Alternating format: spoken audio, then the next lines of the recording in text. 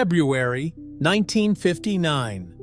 In the Ural Mountains of the Soviet Union, 9 experienced hikers embarked on what was supposed to be the most challenging yet thrilling adventure of their lives.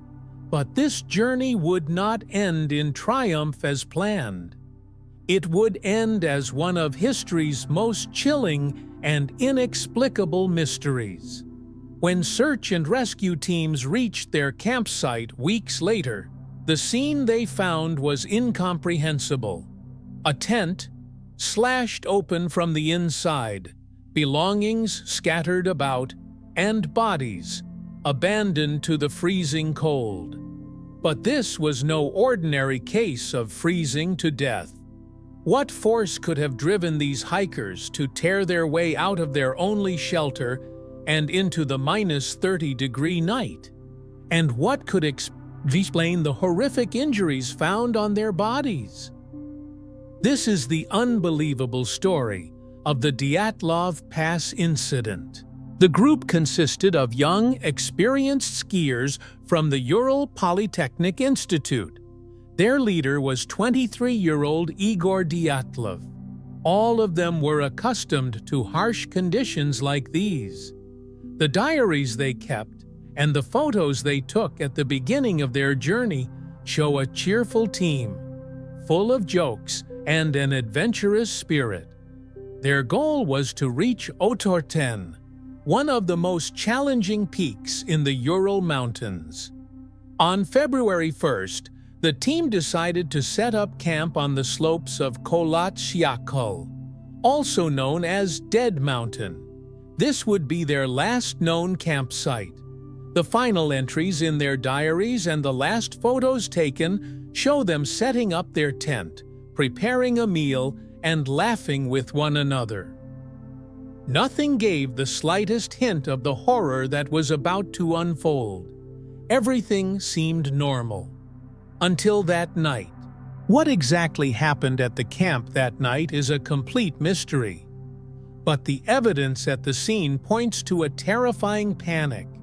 The hikers, instead of bothering to unzip their tent, had cut and ripped it open from the inside. Outside, it was -30 degrees Celsius with a lethal wind. Despite this, all 9 of them fled the tent without their shoes or most of their heavy clothing, some in only their underwear, some even barefoot. Their footprints showed that they didn't run in a panic, but rather walked in an orderly fashion for nearly a mile down towards a nearby forest. It was as if they were walking away from something that had forced them out of the tent, but wasn't pursuing them. What kind of threat could have been so terrifying that 9 experienced hikers would abandon their only shelter, risking certain death by freezing? The first 2 bodies were found nearly a mile from the camp, under a large pine tree. They were dressed only in their underwear, with the remains of a small fire nearby. It appears they had tried to climb the tree. Later, 3 more bodies were found, seemingly trying to make their way back to the camp. The cause of death for these first 5 was determined to be hypothermia. The true horror was revealed months later, when the snow melted. The remaining 4 hikers were found in a ravine under 4 meters of snow. Their injuries were far too horrific to be explained by freezing. One had a crushed chest, another a fractured skull. One woman was missing her tongue and her eyes. According to doctors, these injuries were equivalent to the force of a major car crash. Yet there were no external wounds or signs of a struggle on the bodies. Stranger still, high levels of radiation were detected on some of their clothes. So what happened? The most common official theory was an avalanche. But this theory leaves many questions unanswered. Why were there no signs of an avalanche at the scene? How were the footprints left undisturbed? And how could an avalanche cause those horrific internal injuries? More popular theories point to a secret military experiment. It's known that the Soviets conducted secret weapons tests near the region at that time. Another group of hikers reported seeing bright orange spheres in the sky on the night of the incident.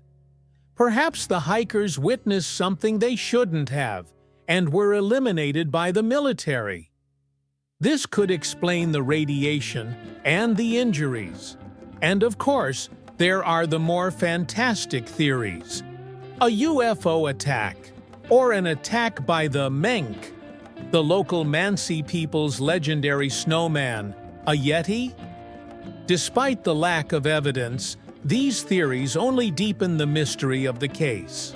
Soviet authorities hastily closed the investigation, citing the cause of death as a compelling natural force. The files remained classified for decades. Even today, though new theories emerge, no one knows for certain what truly happened at the Dyatlov Pass that night.